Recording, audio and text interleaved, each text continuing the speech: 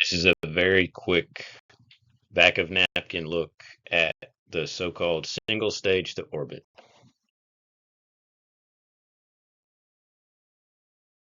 So in essence, we're trying to take off from an airport, climb to a certain altitude within the usable atmosphere, and then boost ourselves into lower Earth orbit.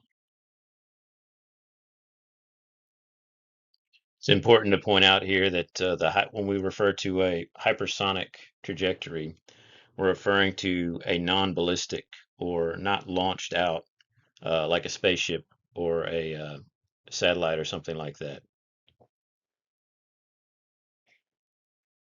So then we're going to be looking at some very basic ideas of propulsion, aerodynamics, and thermodynamics. The agreed upon line by most people on this subject is the von Karman line. So if you go above that, or a little above the von Karman line, you get your astronaut swings. So that, for the purposes of this discussion, keep in mind the von Karman line. We've pretty well solved the sea level to 35,000 feet and airliners with turbojets or turbofans or what have you, and anything up to about Mach 3 we can handle. For the purposes of this discussion, we're going to say that the thermodynamics is insignificant, although this is just back of napkin, so we can make it up to Mach 3 without too much trouble. I think that's still a bit of an understatement, but we'll go with it. We're still on pretty good ground from 35 to 150,000, roughly the edge of what's known as the usable atmosphere. Um, using ramjets, scramjets, the HyperX having achieved 9.6 Mach on the 16th of November in 2004 from NASA.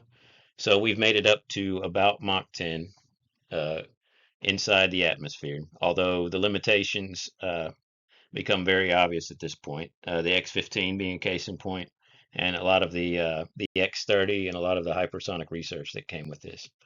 So still, where we've managed to solve the problems, supposedly, or at least in theory, at these levels.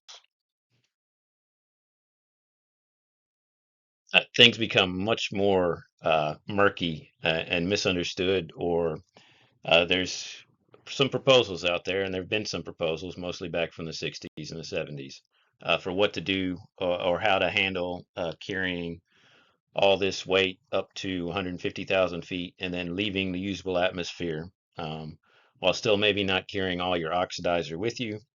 Um, so this has been looked into too, although at this point, very highly theoretical. And some of the goals, perhaps that were originally set out uh, to solve problems at this level, up to the von Karman line, have in fact only been useful for our previous levels that we've discussed from 35 to 150. So this is where we have a lot of unknowns and a lot of big questions as to what might happen Mach 10 plus and halfway to the von Karman line. And then of note is the fact that spaceships usually, when they're returning, will try and make it through this level as quickly as possible without having to deal with the problems that this level produces, which is sort of this idea of persistent reentry. The X-15 program sort of ran up into this problem when trying to test higher speeds from 6.7 with its ablative coat. And so these problems actually deserve a little bit more looking at even at the back of napkin.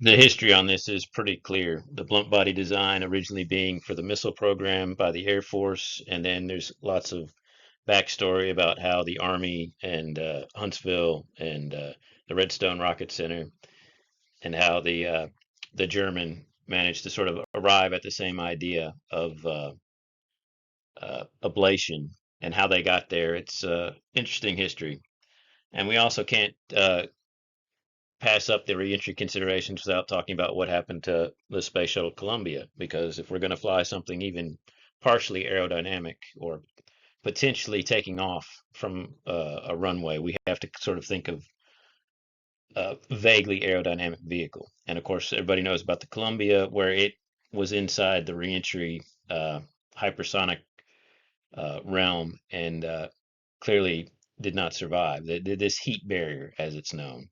And so that's sort of this real barrier, as much as people might pretend and some YouTubers might pretend this doesn't exist. This is a very real thing and a very, very serious problem. And maybe you can kind of ignore some of this when you're creating just a glide vehicle. But if you're going to create something that's going to, like the old National Aerospace plane, this barrier is considerable. And it is, as of yet, no one has really come up with anything, even a theoretical uh, solution to this heat barrier.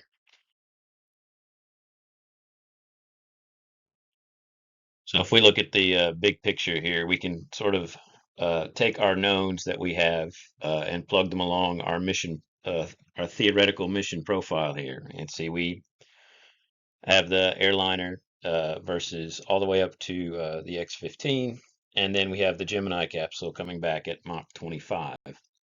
After having been much higher than we're really discussing in this mission profile.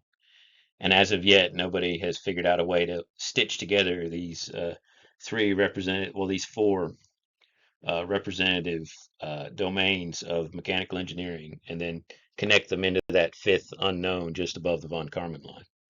But this is sort of a representative big picture of all the problems that are potentially faced by this whole idea of single stage to orbit.